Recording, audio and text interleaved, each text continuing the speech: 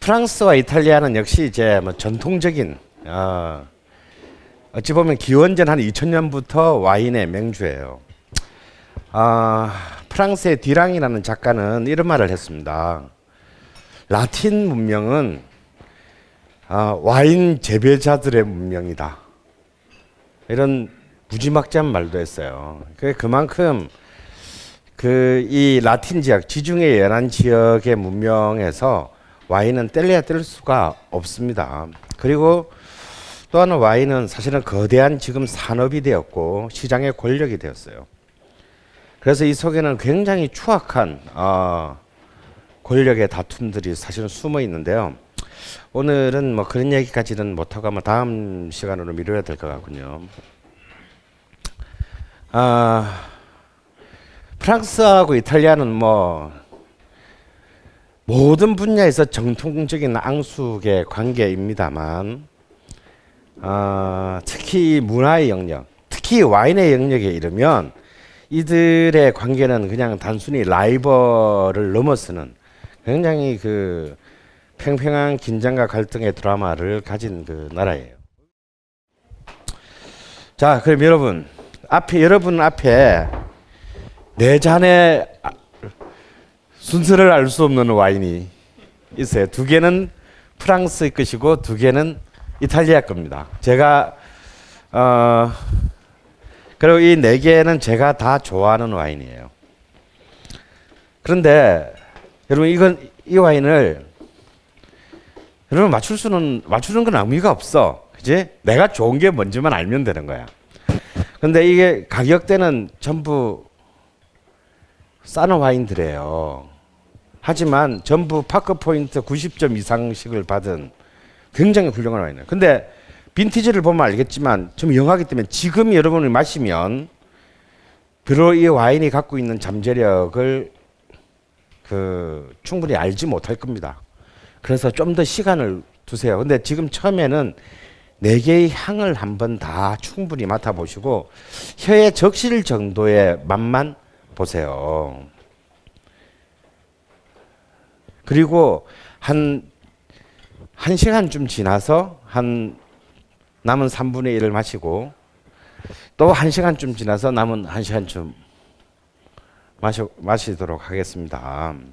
그래서 여러분들의 그 선입견을 없애기 위해서 일단 이 각각의 와인들이 어떤 와인들이라는 얘기는 하지 않겠어요. 자, 한번 1, 2, 3, 4번을 한번 먹어봅시다.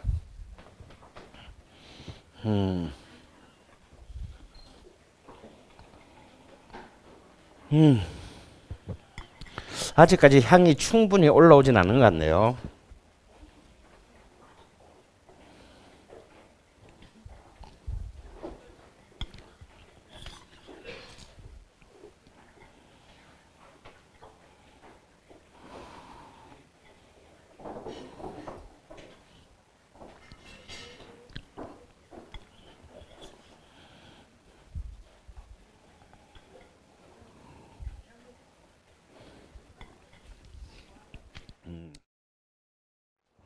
입에 대고 한 번씩 다 맛은 다 보셨나요? 네. 자, 나는 1번이 제일 마음에 든다. 1, 2, 3, 4, 5, 6 명. 예. 나는 2번이 제일 마음에 든다. 1, 2, 3, 4, 5, 6, 7, 8, 9, 10, 11, 12, 13, 14, 15명. 제일 많네. 나는 3번이 제일 마음에 든다. 1, 2, 3, 4, 5, 6명. 나는 4번이 제일 마음에 든다. 7, 8, 9. 예. 한 6, 15, 6, 9 정도 됩니다. 자, 나중에 또 중간에 또 한 번 더 물어볼 거예요. 시간이 지나고 난 뒤에. 여러분 그러고 난 뒤에 계속 입에 대면 나중에 판별을 못 해요. 한번 입에 댔으면 1시간 동안 놔뒀다가 다시 1시간 뒤에 또 맛을 봐야 또 새롭게 맛을 보는 거예요. 자, 보기 시작해볼까요? 3강의 제목은 부르고뉴 와인은 왕에게. 샴페인은 공작 부인에게, 그리고 보르도의 와인은 신사에게. 아주 이 오랫동안 이 와인 업계에 정해준 어떤 하나의 그 일종의 슬로건 같은 건데요. 이것 자체가 이 프랑스의 대표적인 와인 세계의 역사와 본질을 사실은 굉장히 잘 함축하고 있습니다. 샴페인은 공작 부인에게는 이미 여러분은 이제 다 아셨죠? 이게 전부 다 언니들 꼬시기 위한데 많이 또 수백 년 전부터 사용되었다라는 것을 알았어요. 우리가 흔히 부르고뉴 와인 하면 아무리 와인을 모르는 사람도 뭐 보르도 와인, 부르고뉴 와인에 대해서는 알고 있습니다.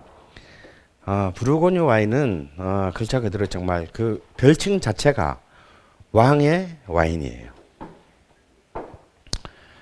그리고 뭐 결국 나중에 황제까지 오른 나폴레옹이 가장 좋아하는 와인도 부르고뉴의 샹베르땡 클로데 베즈라고 했습니다. 사실 나폴레옹이 이 말 한마디 해주는 바람에 이 샹베르땡 클로데 베즈는 앞으로 수천 년 동안 마케팅을 그 나폴레옹을 가지고 하게 되었죠. 근데 이 와인과 왕을 연결시키는 것은 유럽에 세 개가 있어요. 이 부르고뉴 와인을 왕의 와인이라고 그러고, 또 오늘 좀 이따 얘기할 이탈리아의 바롤로의 와인을 와인의 왕이라고 얘기하고요. 또 이제 여러분이 이제 6번째 시간에 먹게 될 헝가리 또카이라는 그 디저트 와인을 역시 또 하나의 별명이 왕의 와인입니다. 그만큼 이제 왕을 갖다 붙인 만큼 이 와인은 굉장히 이제 귀족적이고 극소수의 사람들을 위한 생산량도 작고 극소수의 와인이고, 또 실제로 상상을 초월할 만큼 비싼 와인들이 그냥 널렸다 이거예요. 그리고 이 조그만한 지역에서 특히 부르고뉴는 보르도는 대량 생산 지역이라면 부르고뉴의 꼬트도르, 이제 황금의 언덕이라고 불리는 이 지역은요, 가로 48km, 세로 800m밖에 안 되는 굉장히 좁은 지역이에요. 세로는 800m고 가로는 48km에서 나는데 거기에 와인 이름만 1000개가 넘어요. 여러분 그 로마네 꽁티 제일 비싼 밭을 만드는 밭 면적이 1.8에이커예요. 1에이커가 1200평이거든요. 그럼 1.8에이커 하면 한 2000평도 안 되는 거예요. 2000평이면 여러분 우리 보통 아파트 그 마당만 한 거야.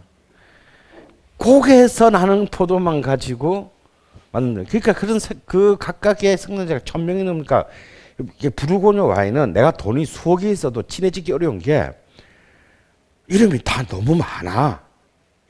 그거 다 불어야. 그런 비해서 이제 우리는 아주 간결한 보르도 와인인데 아주 간결한 이름으로 우리를 즐겁게 만드는 와인이 있죠. 제가 실제로 와인 팔 때도 어떤 여자 변호사는 자기는 와인 이름이 3개 넘어가는 건 안 마신대요. 외울 수가 없어서. 제일 유명한 게 뭡니까? 샤또 딸보. 이 보르도의 그랑크리 와인입니다. 근데 이거는 굉장히 우리나라 와인 문화가 유행하지 않을 때도 모든 호텔의 와인은 다 그게 있었어요. 왜냐하면 딸보잖아. 사실은 이제 탈보트, 장군의 군인의 이름이에요. 근데 우리나라에서 이제 땅딸보 뭐 이런 것 때문에 이 딸보라는 이름이 여기 너무 쉬운 거야. 그리고 이렇게 와인이 그런 대로 급 있는 와인이기 때문에 어디 가서 얘기할 때 안 쪽팔리고 주문할 수 있는 와인이어서 이 와인은 굉장히 많은 사람이 알려요. 근데 가령 이 그랑크리 와인인데 샤토 딸보 같은 경우는 연간 한 70만 병 정도 생산합니다. 그렇기 때문에 사실은 전 세계에 수출할 수 있는 거죠. 부르고뉴 와인은 돈이 있다고 사실은 살 수가 있는 거 아니에요. 왜냐하면 비싸기도 하지만 생산량 자체가 너무 작아서 우리에게 사실은 뭐 별 기회가 거의 오지 않는다라고 생각을 하셔야 돼요. 그래서 사실 이런 걸 강의하는 것은 내가 볼 때 미친 짓이다 이거야. 근데 그럼에도 불구하고 우리가 그래도 이런 거는 있다라고 알고는 넘어가야 될 것 같아요. 농담이 있습니다. 이건 오스트레일리아의 농담인데요. 라이벌을 파산시키고 싶으면 그 라이벌이 부르고뉴 와인에 빠지게 하라. 라는 그 금융가의 우스갯소리가 있어요. 그만큼 사실은 이 사람을 덕후로 만들고 완전히 똥오줌을 못 가리게 만드는 또 그 마력이 이 부르고뉴에는 있습니다. 자, 이제 모든 세계 이른바 와인 광들로 하여금 탄식을 짓게 만드는 딱 하나의 단어가 있다면 바로 이 부르고뉴입니다. 아까 말한 대로 1000개의 이름을 가진 땅이고요. 또 나폴레옹을 비롯한 수많은 또 이 왕들이 가령 그 부르고뉴 와인 중에 꼬르통 샤를마뉴라는 살벌한 그 또 와인이 있는데 샤를마뉴도 이제 샤를마뉴 대제와 관련이 있습니다. 뭐 하여튼 이런 귀족과 왕과 로마네 꽁띠도 이제 꽁띠 그 공작인지 뭐 백작인지 하고 이렇게 관련이 그러니까 전부 다 이런 귀족이나 왕과 다 관련이 있는 그런 와인이죠. 그러니까 이 프랑스 지도를 한번 보면요. 여기가 파리예요. 제가 지난 시간에 저는 이걸 자꾸 서북 쪽이라고 생각하는 경향이 있는데 이 샹파뉴는 이렇게 동북 쪽이죠. 독일과 가까운. 우리가 요거는 했어요. 샹파뉴를. 그러니까 제일 이제 프랑스 전체로 보면 제일 북쪽이죠. 그리고 이 독일과 맞닿아 있는 부분이 이제 오늘은 뭐 건너뛰겠지만요. 알사스 지방입니다. 여기가 굉장히 훌륭한 화이트 와인을 만드는 곳이에요. 여러분이 오늘 드시고 있는 이 4개의 와인 중에 알사스의 와인이 하나 있습니다. 그리고 이제 버건디, 이제 영어로는 버건디고, 불어로는 부르고뉴가 요 지역입니다. 그리고 이쪽은 이제 주로 화이트 와인을 만드는 루아르 밸리, 루아르 강을 따라서 있죠. 그리고 이 지역이 이제 보르도입니다. 영국이 보르도라는 항구 도시가 있고 이 지롱드 강을 따라서 형성된 포도밭이죠. 이 보르도와 부르고뉴가 바로 이제 이 프랑스 와인을 상징하는 양대 산맥이고, 하지만 사실은 또 더 세 번째의 지역이 있다. 바로 이탈리아 쪽과 가까운 론밸리입니다. 사실은 우리가 주목해야 될 것은 이 세 번째일 수도 있어요. 이 지역은 이탈리아와 가깝잖아요. 그래서 사실은 그루지아, 저 흑백 쪽의 그루지아에서는 이미 5000년 전부터 와인을 만들어 먹었어요. 이것이 기원전 한 3000년에서 2000년경 사이에 그리스로 이것이 전수되었고, 이 그리스인들이 사실은 이제 이탈리아로 전수한 게 기원전에 2000년입니다. 그리고 그 이탈리아가 이거 와인이 이쪽에서 계속 이렇게 온 거지. 계속 계속 서진을 한 거지. 그리고 그 이탈리아가 이제 프랑스로 와인을 전했는데, 그러니까 이 프랑스 전 지역에서 제일 가까운 데가 어디겠어요? 론과 프로방스겠죠. 그래서 여기는 이제 기원전 1000년 이전부터 와인을 지금까지 한 거의 3000년이 넘도록 만들어 온 첫 번째 지역이다. 그러니까 론밸리를 비록 부르고뉴나 보르도에 비해서 가오는 좀 떨어지지만 론밸리를 주목해야 되는 또 하나의 이유는 여기는 상대적으로 이 두 지역에 비해서 이른바 브랜드 파워가 높은 두 지역에 비해서 절대 밀리지 않은 수준의 와인을 만들면서 가격대는 훨씬 싸다. 그래서 이렇게 굉장히 우리가 친숙하게 우리가 보르도에서 우리가 아는 정도의 이름을 와인을 마신다 그러면 여러분 또 주머니가 거덜나요. 부르고뉴는 여러분이 알만한 정도의 와인을 마실 수가 없어요. 근데 그나마 이 딱 삼각형을 이루고 있잖아요. 이렇게 이 지역의 와인은 뭐 우리 여기 정도에 계신 분이면 그렇게 큰 부담 없이 마실 수 있는 좋은 와인들이 많은 지역이라서 우리가 주목할 만하다 이거. 이미 여러분은 이 지역에 있는 와인을 하나 마셨죠? 기억이 안 나시죠? 당연합니다. 여러분 첫 시간에 드셨던 여러분의 화이트 와인 샤또 베스키 생각나세요? 굉장히 많은 분들이 주문하셨더라고요. 저는 굉장히 훌륭한 와인을 생각하는데요. 그 가격대는 있을 수 없는, 제가 볼 때는 화이트 와인인데, 그게 바로 론은 북부론과 남부론으로 나는데 남부론에서 만들어진 와인입니다. 지금 아주 존나 뜨고 있는 생선제죠. 그리고 이제 론밸리 아래가 이제 저는 가본 적은 없습니다만 프로방스라는 유명한 동네 있죠. 여기도 와인 다 만듭니다. 이 지역들이 다. 그리고 보르도 아래가 이제 프랑스의 이제 이른바 서남 사우스 웨스트 지역과 그리고 피레네 산맥에 붙어 있는 랑그독 루시옹이라는 지역이 있어요. 지금 사실은 이 스페인에 갖고 있는 요 동네가 지금 뜨고 있어요.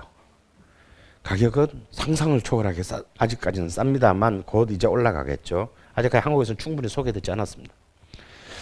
이것이 이제 그 프랑스 전체 지역, 요 지역을 딱 떼내서 본 게 이 부르고뉴의 이제 지도다 이거. 이렇게 가늘고 길쭉하게 이렇게 되어 있습니다. 여기서부터 여러분이 이제 뭐 하는 이제 이른바 로마네 꽁티님은 이 특히 이제 이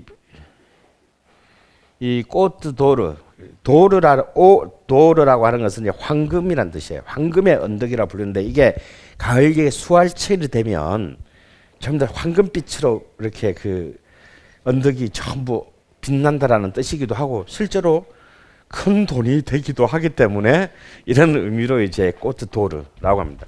이 꼬트 도르 이 지역은 크게 이제 꼬트 드니 하고 꼬트 드 본으로 나뉘는데요. 꼬트 드니는 그야말로 북쪽, 니는 북쪽이라는 뜻이죠. 그리고 본은 요 지명입니다. 여기 본이죠.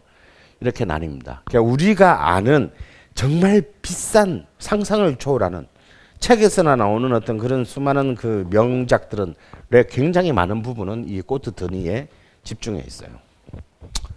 그런 게 있다는 것만 알고 넘어갑시다. 그런데 여기에 허점이 있어. 부르고뉴라고 다 비싼 게 아니야. 부르고뉴에서도 이 막공 지역 이런 데 나오는 화이트 와인들은 굉장히 훌륭하면서도 가격이 굉장히 쌉니다.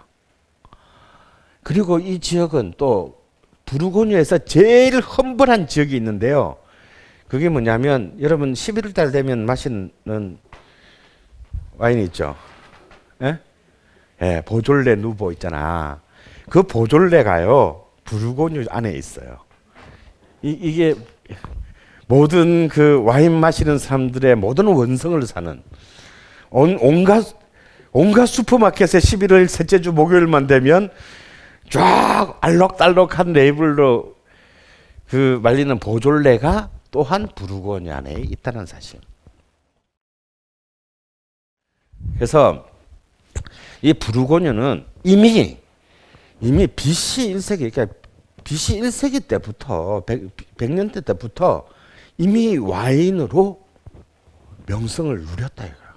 그러니까 지금 부르고뉴에 저기 왜 이런 거 있잖아. 뭐 옛날 사람인들 뭐 입맛이 없었겠어요. 옛날 사람인들 뭐 평판이 없었겠습니까?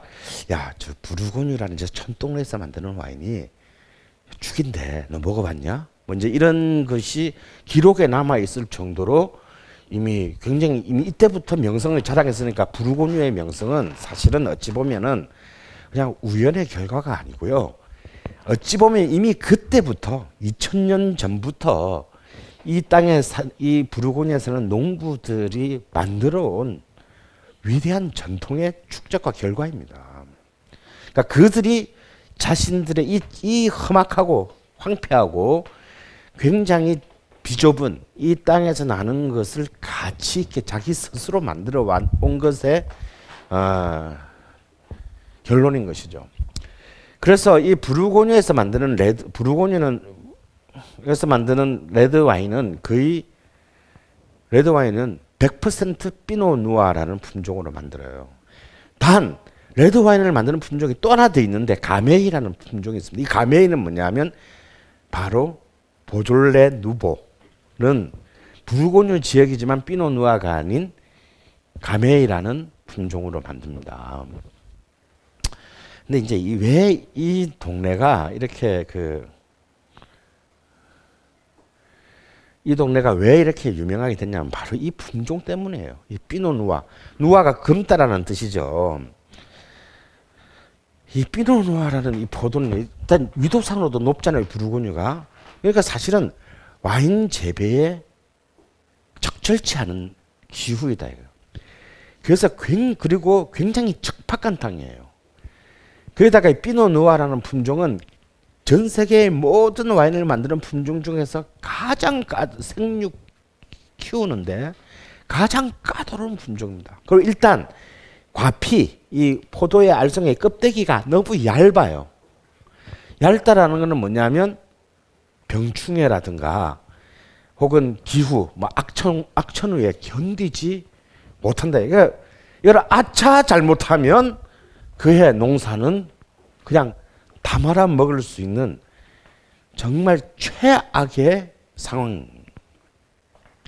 그런 데서 이 와인, 최고의 와인을 만들어내게 된 것이 어찌 보면은 정말로 어떤 인간이 우리 첫 시간에 얘기했던 신은 물을 만들었지만 인간을 와인을 만들었다라는 그 처절함을 보여주는 역사에 결국 부르고뉴라는 역사적 명예는 사실은 이 자연과 싸우는 인간의 처절함, 그 처절한 집단적 노동에서 만들어진 거예요. 그리고 왜 그러면 피노누아는 캘리포니아에서도 만들고 호주에서도 만들고 뉴질랜드에서도 만들고 다 만듭니다. 남아공에서도 만들고 이탈리아에서도 다 만들어요. 그런데 왜 그러면 해필이면 이 좁은 길쭉한 무슨 이렇게 그 얄팍한 고구마 같이 생긴 이 부르고뉴의 와인이 최고냐? 그건 뭐냐면 우리가 떼누아르라고 부르는 땅, 이 지역의 땅의 독특한 특성 때문입니다. 이 땅은 사실은 뭔가를 곡식을 재배하기는 굉장히 힘든 황폐한 땅이라고 했어요. 그렇기 때문에 포도나무가 자기가 살아남기 위해서 그냥 본래 풍족하고 좀 괜찮은 가문에서 자란 애들은 생존력이 좀 없어요. 예. 왜? 본래 있잖아요. 잘 사는 집안의 딸들이 이뻐요. 그리고 잘 사는 집안에서 태어나서 자란 이쁘게 생긴 애들이 마음도 착해. 왠 줄 알아? 더러운 꼴을 안 봤기 때문이지. 어릴 때부터 종론 보고 자랐기 때문에 그거 다들 자기 보고 이쁘다 해주고 뭐 집 오는 사람마다 전부 다 용돈 주고. 근데 누구를 미워할 틈이 있겠어. 어? 근데 이런 사람들은 어떤 인생을 살다가 그렇게 곱게 죽을 때까지 꼴이 나면 되는데 조금 힘든 걸 많이 맞게 됐을 때는 사실은 굉장한 멘붕이 발생한다. 포도도 마찬가지예요. 그래서 호주의 와인이나 캘리포니아의 와인, 1년 내내 날씨가 물론 호주도 뭐 몇 년 전인가 한번 쎄리 그냥 태풍과 폭풍가 몰아쳐가지고 포도가 완전 작살난 해가 있긴 하지만요. 그런 특별한 예외적인 경우를 제외하고는 늘 1년 내내 그리고 매년 거의 동등한 기후가 보장된 자란 포도들은 풍족합니다. 풍만해요. 따뜻해요. 그런데 뭔가 어떤 감동 혹은 뭔가 사람으로 하여금 굉장히 많은 것을 생각하게 만드는 어떤 복잡함 이런 것은 존재하지 않습니다. 어찌 보면. 그런데 부르고뉴가 참 사람들에게 그 아주 광기에 어린 어떤 애정을 받게 되는 것은 그 자랄 수 없는 환경 속에서 악착같이 이 포도나무가 땅을 뚫고 들어가서 단 한 방울의 수분이라도 영양분을 땅에서 뽑아 올려내는 그 처절한 어떤 생존의 어떤 그 생육 환경과 그리고 또 그렇게 해서 만들어지는 포도를 마치 보물처럼 키우는 그 포도 재배자들의 정말 예술적인 열정이 만나서 만들어진 결과물이기 때문입니다. 그래서 우리는 비록 못 사 먹더라도 이 부르고뉴 와인을 만드는 사람에 대한 이 농부들에 대한 경의를 가져야 된다. 그래서 비가 많이 와서 이 꽃가 언덕이라는 뜻이거든요. 모든 포도나무 이런 구릉에 이렇게 포도나무 자랍니다. 평지에서 자라는 게 아니고. 그러면 비가 오면 어떻게 돼서 흙이 밑으로 휩쓸려 내려갈 거 아니에요. 그럼 비가 오는 날이면요, 부르고뉴 농부들은 밑에서 삽 들고 기다려다가 흙이 내려오면 그 흙이 자기에게 이 와인을 만드는 가장 중요한 거기 때문에 그걸 삽으로 퍼서 계속 다시 위로 올려야 한다 이거야. 그런 짓을 하면서 만들어내는 와인의 결과물들.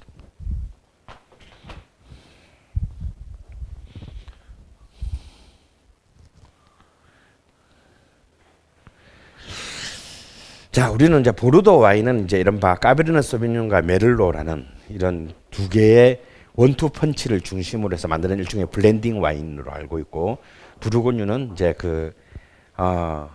보졸레를 제외하면은 피노누아라는 정말 순도 100%의 와인입니다. 이 두 개의 차이를 아주 간단하게 요약한다면 이제 보르도 와인의 딱 특징은 어떤 힘과 밀도감입니다.